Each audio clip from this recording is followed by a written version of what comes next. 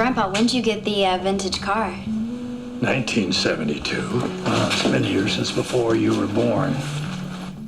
It's not really a car picture. The car is just a symbol of part of Walt. Walt sort of is the Gran Torino. He's worked on him in the factory, and he's as antique as they are. Yo, now that's a nice car. Hell yeah. 1972 Gran Torino fastback. Yo, Cobra jet engine. Hey, yo, man, it's still in mint condition. Most kids are interested in cars when they grow up, and in Walt's case, he's always interested in cars because he was in that business. It's his pride. It's his, I guess, last standing thing he could claim and be proud of, because he made the car himself and he loves it. He put the steering column in that vehicle, and it's his prized possession. He allowed himself one beautiful thing. One of my favorite scenes in this movie is the scene where Walt is polishing the Gran Torino, and he goes up on the porch and he sits down and he has a beer as the sun's setting. Ain't she sweet? I think that's a moment that so many men can relate to, is just that feeling of satisfaction of, you know, owning the car that you love and taking care of it and shining it up and having it out there for people to see.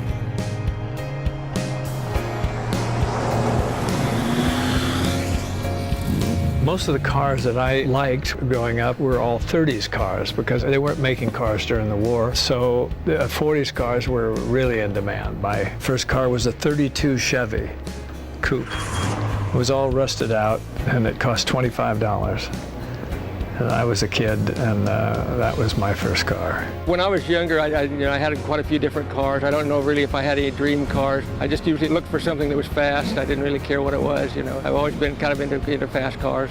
My dad always had cool convertibles, and I always loved them. And they were big. It was either a Lincoln or a Caddy. I always thought when I grow up, I want an Eldorado Cadillac like my dad, you know. I never got one. The 72 Gran Torino that we have in this movie is particularly familiar to me. I mean, I was growing up in high school, I had a 72 Cutlass, and I had a friend who had a 72 Gran Torino, so that's where I developed a real love of cars, especially cars from this era.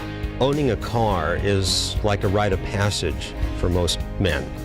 They are able to buy something, or maybe they're handed down something from their parents, or maybe they work and they buy something and go out there and express themselves with it. This is me.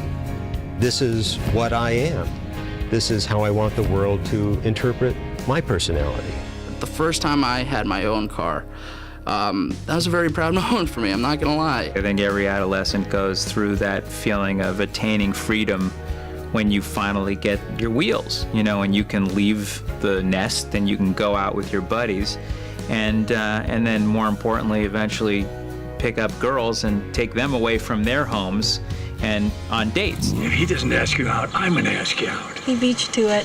Really? They're taking the bus. No, you can't take the bus.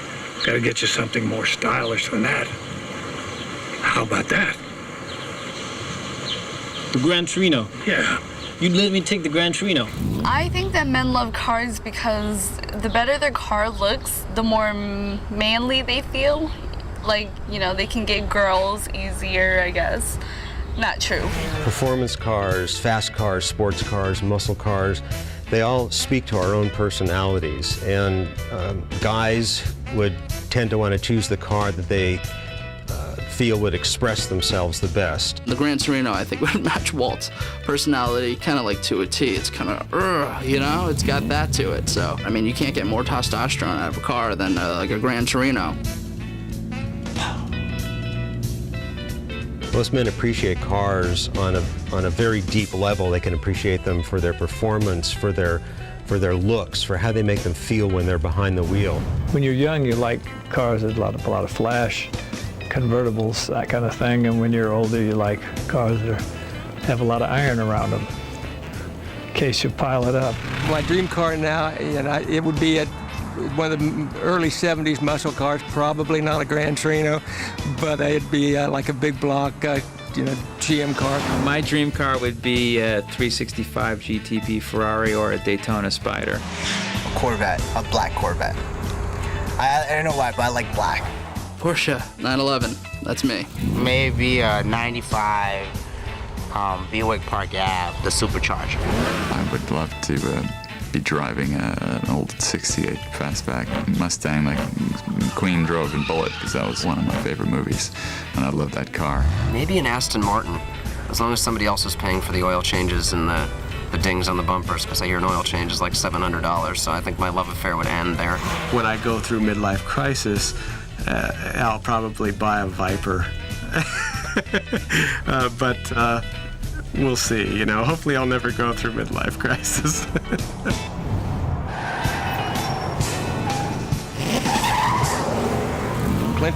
Clint's a car guy. He likes cars. He knows a lot about cars. He's probably a better mechanic than most people would think. You know, if there's something goes wrong with a car on the set or something, he's the first to come and analyze it, and he's usually pretty good at it. The problem with getting cars for our business is there's two ways to go. The collectors don't want to get their cars dirty, and the guys that just rent the cars to you are mostly pretty rough cars. So you're trying to find that fine line.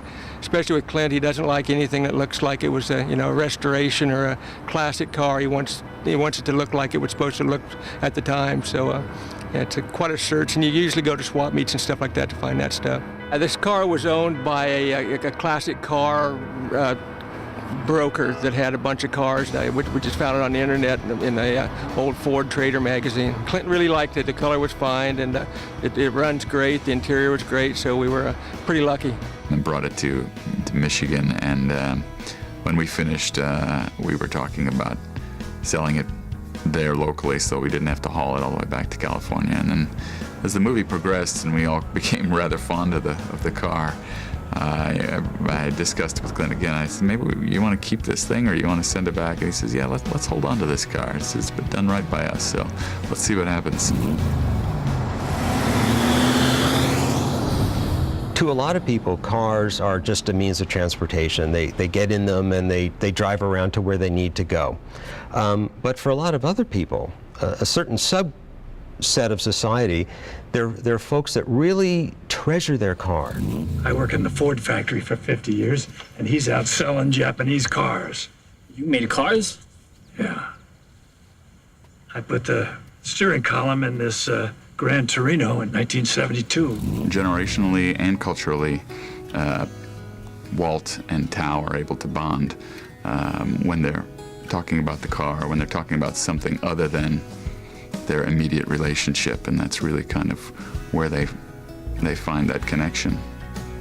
Walt knows he's got to help Tao, or wants to help Tao, and so the way he helps him is the only way he knows. He's not sending him to college. He's not going to try to teach him philosophy or how to turn the other cheek or any of that stuff. He just shows him what he knows. Well, you are a pussy, you know. You want to hang out with guys like that. What was your initiation supposed to be?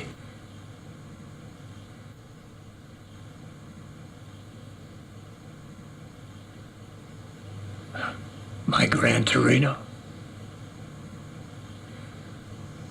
Christ old Friday. Part of Walt giving Tao that car is not giving it to his sons, because they didn't earn it, and he did. He definitely earned it. He says to him, he says, "You're my friend, you've come a long way." And so it stands there as the thing that brings Tao and Walt together. It involves a lot with both of the characters. I mean, the Gran Torino might win an Oscar too.